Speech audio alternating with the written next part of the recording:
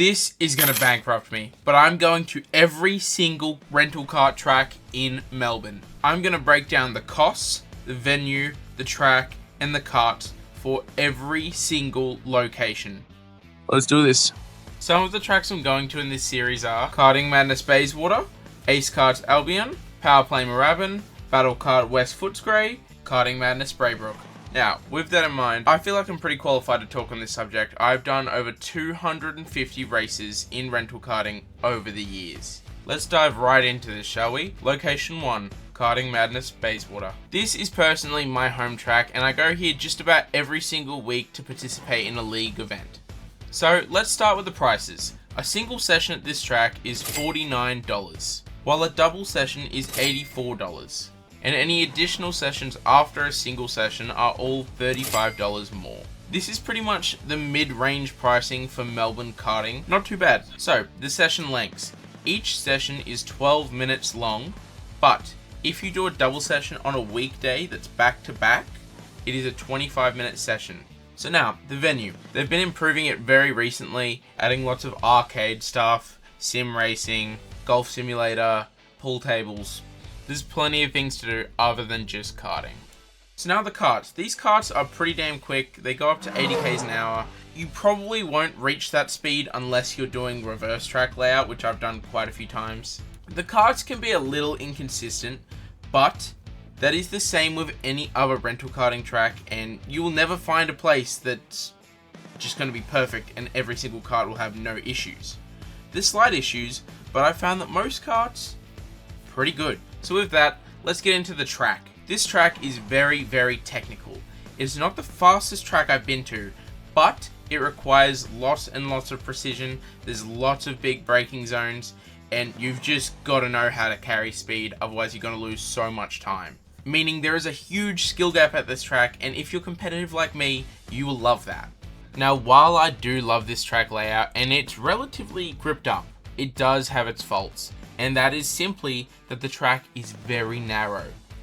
Overtaking is very well possible, but if you've raced on it as many times as me, you'll know that if you're racing someone that's your skill level, you will not be able to pass easily at all. Now, with that in mind, the track, the price, the venue, the karts, I'm giving this track a rating of 7.5 out of 10. With that, let's move on to location 2. Karts Albion. This was my first time at this track. I did a few sessions here, but before we get into my thoughts, let's talk about the stats. The pricing. It is $49 for a single session and $89 for a double session. Unfortunately, unlike most other tracks, if you did a single session at Karts and then tried to do a second session, that second session will still cost you another $49. There is no discount after a single or double session. There is only simply the price for the single session or the double session. That's it. Which, unlike any other track in Melbourne, is pretty well unheard of. So, I'm not a big fan of that personally. So now the venue. Unlike pretty well every other venue, there's nothing else to do at this location other than view the track or race at the track. While saying this, I'm not trying to roast the track or flame them. I'm just simply saying most other tracks have like an arcade pool or something else. But I'm just saying if you're coming to this location, don't expect anything else other than karting. Which is okay because that's what they are. They are a karting venue. Now the karts. These karts can go 75 kilometers an hour. From my personal experience, I don't think we were going that fast in the karts. I could be wrong. In comparison to most other tracks I've been to, these karts felt a little bit sluggish in acceleration. Now the track. I actually do like the layout, but there's one issue. There are 0 braking points on this track. I figured this out within 2 laps of being at this go-karting facility. The only point of braking here was if someone just almost crashed in front of you. That's it. Genuinely, my brake foot was getting sore from holding it back the whole time and not having to use it. So some improvements could go a long way. So with all that in mind, the karts, the track, the venue, the price, I'm giving Karts a rating of 5.5 out of 10. With that, let's move on to location 3, Battle Kart in West Footscray. So let's get into the stats. The prices. For a single session, it's $65, and for a double session, it's $125. The price for Battle Kart is a little bit more expensive than most other places, But that is because the session length is a bit bigger than most other places too. Each session is 15 minutes long and includes 3 different games of your choice in every single session. This is the most unique track I've ever been to and the most unique karting experience. This is the first track in this series that does not require a helmet because its safety is through the roof. So now the track. It's in a massive warehouse and the track is projected to the floor, allowing the track to change each race. The thing about Battle Kart is it's very different to every other karting experience, because if you're going here with a racing mindset that I'm going to set the fastest time, you're at the wrong place. Battle Kart isn't meant for that. Battle Kart is a place that's meant for going with your friends. It's meant for having different modes like Rocket League, Mario Kart kind of modes, and many more. So now the venue. The venue's actually quite big. It has an arcade. It's not the biggest arcade, but hey, there's a good selection of things to do. So now the karts. These karts are quite different to just about any other karts you'll find, because they're not meant for high speed.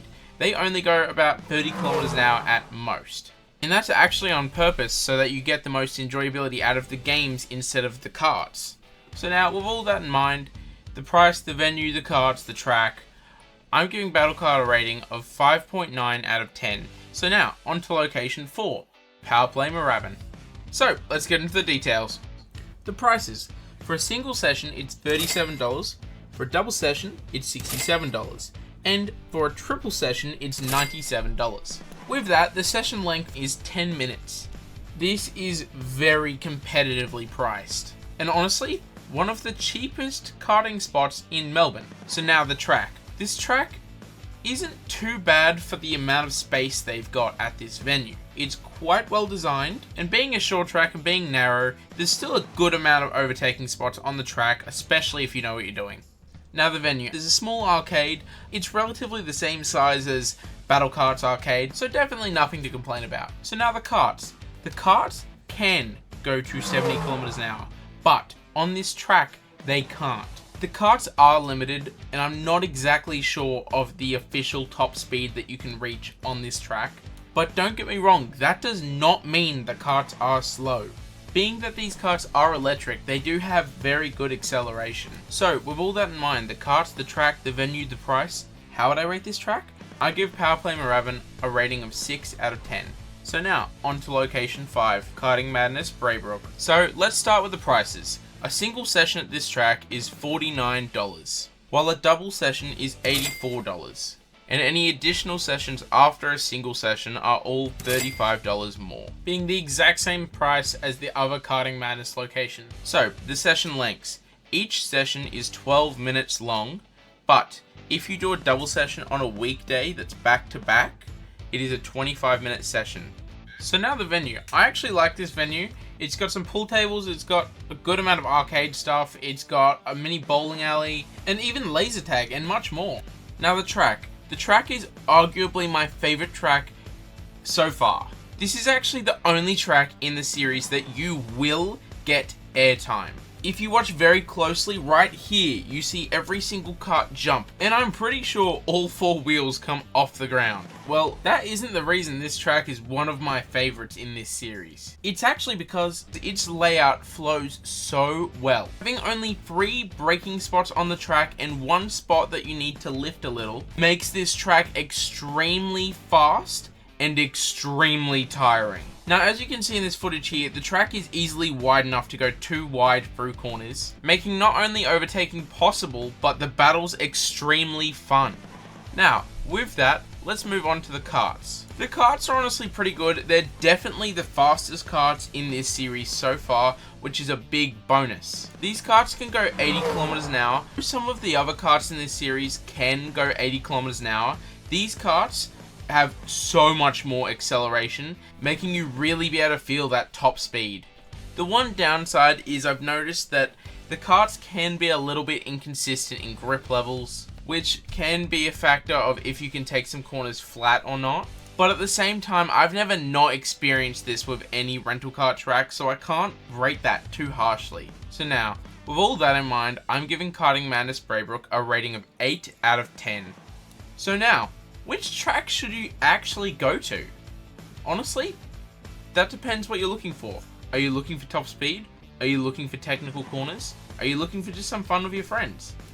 I will continue going to every single track in Melbourne until I have gone to every single track. Well, here's my leaderboard for the 5 tracks I've been to so far in this series. Coming in at 5th place, Karts Albion. In 4th place, Battle Kart West Footscray. 3rd place, Power Play Moorabbin. In 2nd place, Karting Madness Bayswater. And in 1st place so far, Karting Madness Braybrook. With that doesn't actually mean you'll agree to my opinions. This is just what I think, and I hope I helped you find a better track to continue your racing journey. I'll see you in part 2 of this series to see if we can find a new #1 track in Melbourne. For those of you that actually stayed to the end of this video, I just want to take my time to thank you so much. I seriously couldn't have done it without your support.